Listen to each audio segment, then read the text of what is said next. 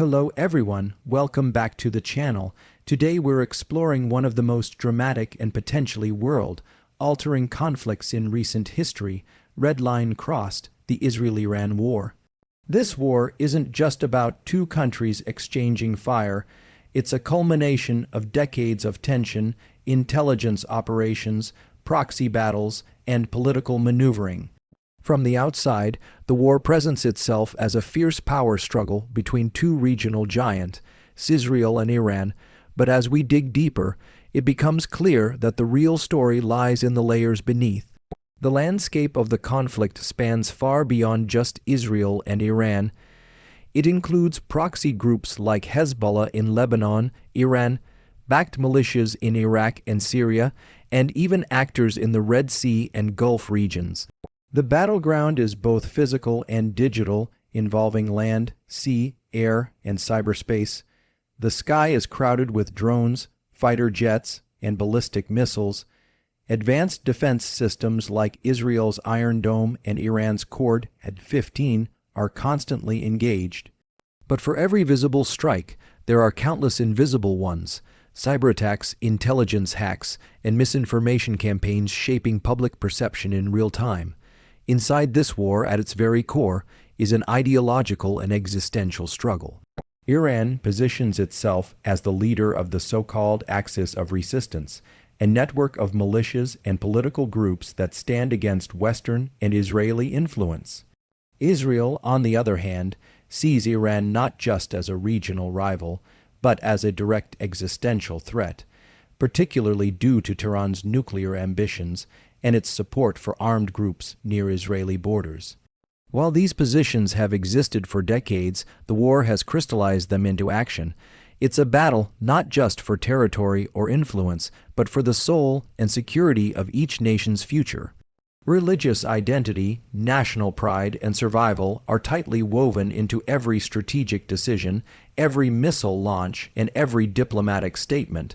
Performance-wise, the capabilities displayed in this war have been unprecedented. Israel's Air Force, known for its precision and speed, has carried out targeted strikes deep inside Iranian-linked territory, including weapons depots and command centers in Damascus and beyond. These strikes are often executed with a mix of real-time intelligence and technological superiority. On the Iranian side, the use of long-range ballistic missiles, loitering drones, and swarms of low-cost UAV have shown that Iran has evolved into a modern asymmetric power. Instead of matching Israel plane for plane, it spreads the battlefield across geography and time, stretching Israel's defenses and forcing a multi-front response. Iran's strategy relies on pressure points, and it uses its regional allies to surround Israel, creating a kind of noose of tension. From Lebanon to Gaza, from the Syrian Golan to the Red Sea coast, Iran's network operates like an ever-present threat, capable of launching surprise attacks or provoking escalation at any moment.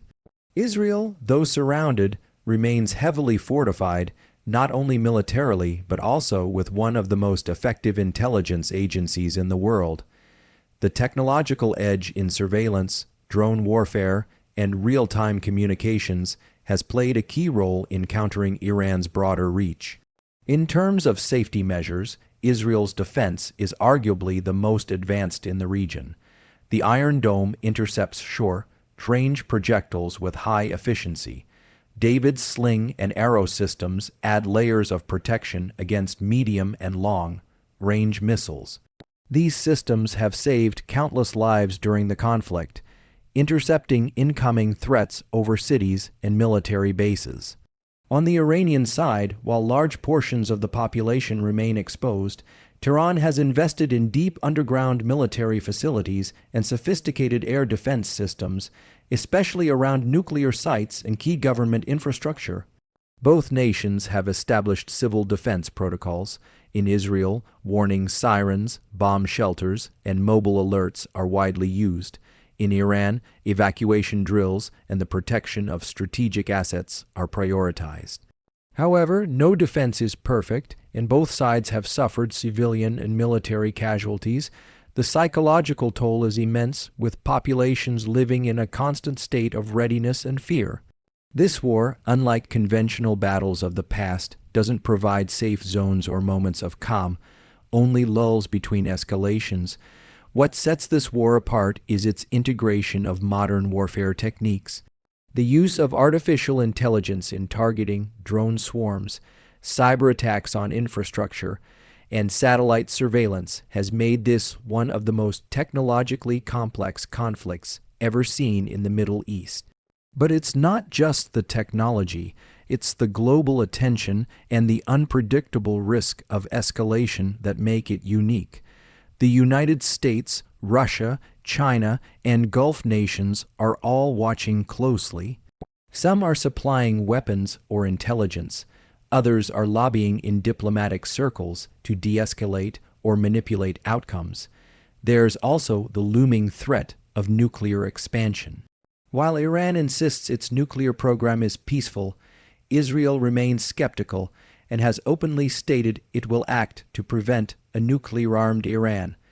This element alone turns the war from a regional confrontation into a global security issue. When we talk about cost, we aren't just talking about money. Yes, the financial burden is enormous. Billions are being spent on weapons, logistics, and defense systems.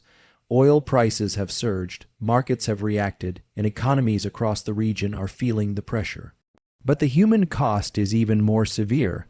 Thousands of lives have been lost, families displaced, and cities partially destroyed. The war has also torn into the social fabric of communities, creating deeper divides and long-lasting trauma. International humanitarian organizations are overwhelmed, and the diplomatic cost is just as staggering. Alliances are shifting, and the peace agreements signed in recent years, such as the Abraham Accords, are under severe strain. Countries are reevaluating their positions, and the risk of a broader regional war has never been higher. In the end, red line crossed, the Israel-Iran war is not just a military conflict, it's a signal. A signal that the old balance of power is crumbling, that ideological fault lines are being redrawn, and that the Middle East is once again at the center of global attention. This war is reshaping borders, alliances, and futures. Whether it ends quickly or drags on for years, its impact will be felt across generations. For now, we watch, we analyze, and we hope that diplomacy can eventually step in where war has taken over. Stay safe, and thank you for joining us on this deep dive.